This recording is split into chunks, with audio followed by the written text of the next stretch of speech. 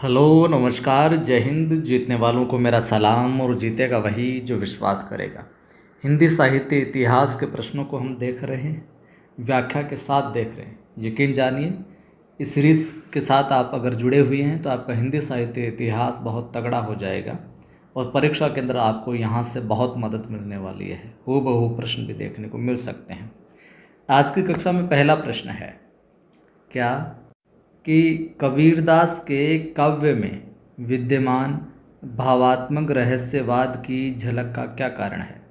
कबीर साहब का जो काव्य है उसके अंदर जो भावात्मक रहस्यवाद हमें देखने को मिलता है उस झलक का कारण क्या है, किस वजह से वो है। वेदांत के प्रभाव के कारण, सूफी सत्संग के प्रभाव की वजह से, अन्योक्ति के प्रभाव की वजह से, या फिर ज्ञान मार्गी चिंतन के प्रभाव की वजह से, बताइए।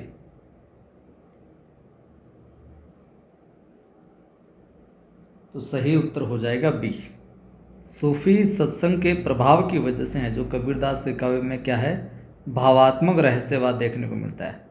पता है सूफियों में रहस्यवाद है, तो यहाँ पर भावात्मक रहस्यवाद जो मिलता है कबीर के काव्य में वो सूफी सत्संग के प्रभाव की वजह से देखने को मिलता है।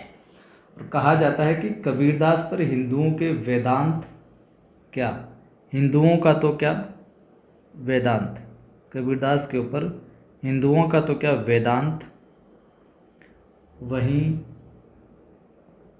सूफी का जो है वो प्रेम तत्व है, सूफी का प्रेम तत्व है। इन दोनों का प्रभाव था, लेकिन कबीर ने दोनों से ही अलग ज्ञान मार्ग को अपनाया। और कबीर स्थान स्थान पर ज्ञान मार्ग की बात करते हैं जहाँ पर कि संतों आई ज्ञान की आंधी रे। एक जगह मिलता है कि हस्ती चढ़िए ज्ञान को सहज दुलीचा डारी, और स्थान रूप संसार है भूखंदे झकमारी। इस प्रकार के कबीर का है जो काव्य देखने को मिलता है। अगला प्रश्न है, निर्गुण पंथियों में सबसे अधिक शिक्षित, जो निर्गुण परंपरा है, निर्गुण जो पंथ है उसमें सबसे अधिक शिक्षित और शास्त्रज्ञ कौन थे। दादू दयाल, धर्मदास, सुंदरदास या फिर कबीरदास, बताइए क्या हो जाएगा सही उत्तर। निर्गुण पंथियों में जो सबसे अधिक शिक्षित और शास्त्रज्ञ माने जाते हैं वो है सुंदरदास, यानी कि सी विकल्प अपना क्या हो जाएगा, ठीक है, जो होने वाला है। वहीं इनका जो जन्म है वो हुआ था जयपुर में। कहाँ पर, जयपुर के ध्योसा नामक स्थान पर।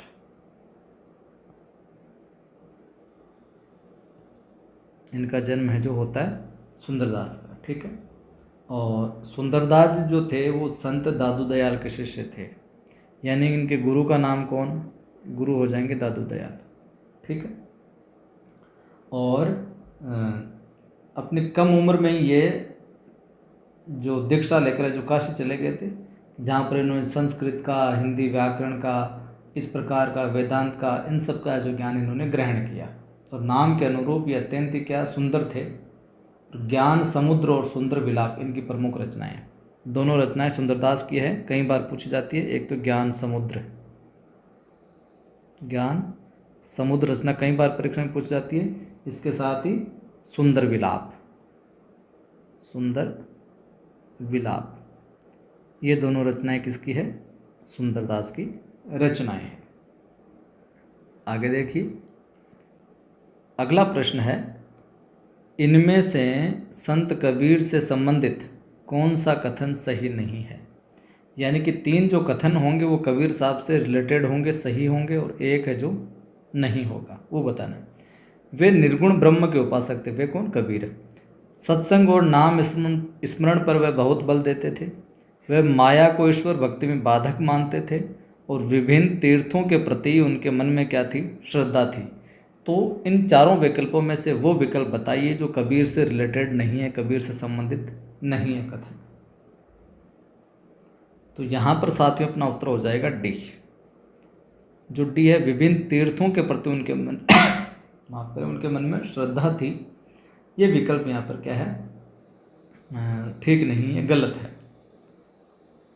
बाकी सारे के सारे हैं जो उनसे रिलेटेड हैं, सही हैं। क्योंकि जो बाह्य आडंबर थे उनका कबीर साहब क्या करते थे, विरोध करते थे।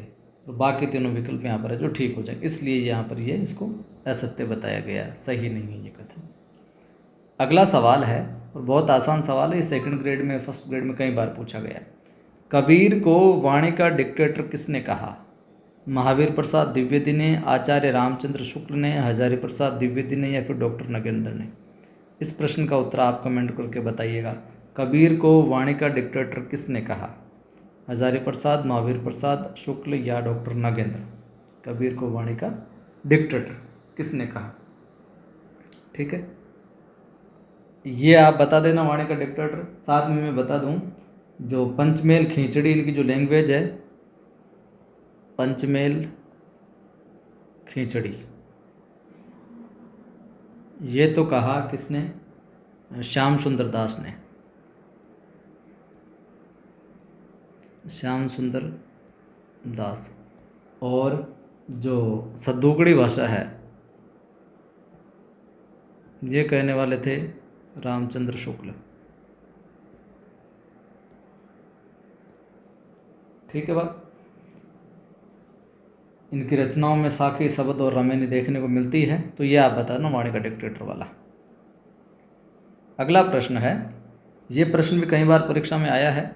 दुर्गा सप्तशती का चंडी चरित्र के नाम से हिंदी में अनुवाद है जो किसने किया? जो दुर्गा सप्तशती है, इसका चंडी चरित्र के नाम से हिंदी अनुवाद किसने किया? गोविंद सिंह ने, अंगद देव ने, अमरदास ने, या फिर गुरु नानक ने? बताइए। तो यहाँ अपना सही उत्तर क्या हो जाएगा? गोविंद सिंह ने। ठीक है, ए विकल्प यहाँ पर ठीक हो जाएगा। और गुरु नानक जो हैं वो सिख संप्रदाय के मूल प्रवर्तक आदि गुरु माने जाते हैं। आपको बताया कौन? गुरु नानक। और इनकी प्रमुख रचनाएं जपू जी, असादीवार, रही रास, ये सोहिला, ये सारी की सारी चीज़ें हमें देखने को मिलती है। और जपू जी नानक दर्शन का सार तत्व, जो जपू जी है वो नानक दर्शन का क्या है? सार तत्व है। आगे देखिए, आगे हम बात करें तो एक प्रश्न यहाँ पर मैं आपसे और पूछता हूँ कि निम्न में से किसे संत कवि नहीं माना जाता? किसे संत कवि नहीं माना जाता? किसे संत कवि नहीं माना जाता? इसका भी आप उत्तर आप कमेंट कीजिएगा। एक तो मैंने कबीर लिख दिया, एक मैंने लिख दिया आपके रैदास जी, एक मैंने लिख दिया मलुकदास जी, और एक मैंने लिख दिया यहाँ पर ईश्वरदास। तो निम्न में से संत कवि कौन है जो नहीं माना जाता है? कबीर, रैदास, मलुकदास, ईश्वरदास। चलो मैं बता देता हूँ।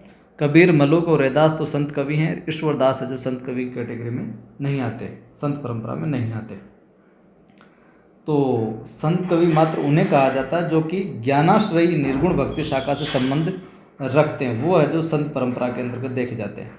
प्रमुख संत कवियों को मैं बता देता हूँ आपको, जैसे रैदास जी का नाम आता है, कबीर साहब का नाम आता है, हरिदास निरंजनी का नाम आता है, गुरु नानक का नाम आता है, दादू दयाल, मलुकदास, बाबा लाल, सुंदरदास, ये संत कवियों के अंतर्गत है जो आते हैं। तो ये थी अपनी आज की कक्षा।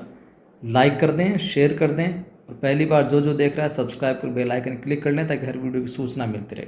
टेलीग्राम चैनल के लिंक भी डिस्क्रिप्शन में मिल जाएंगे। कवि आदि गणेश हिंदी और नवसृजन क्लासेज नाम से टेलीग्राम चैनल है। आप व्हाट्सअप चैनल भी ज्वाइन कर लीजिए, डिस्क्रिप्शन में लिंक मिल जाएगा आपको, वहाँ पर भी मैं पोस्ट वगैरह करता रहता हूँ। एप्लीकेशन अपनी नवसृजन क्लासेज नाम से प्ले स्टोर से आप इंस्टॉल कर सकते हैं, वहाँ पर क्या कुछ चल रहा है देख लीजिए। और बाजार में अपने सेकंड ग्रेड हिंदी की वन लाइनर किताब भी है जो उपलब्ध है। सेकंड ग्रेड हिंदी की रिवीजन के लिए बहुत अच्छी किताब है, आदि पब्लिकेशन नाम से आपको है जो मिल जाएगी। ठीक है, जय हिंद, फिर मिलता।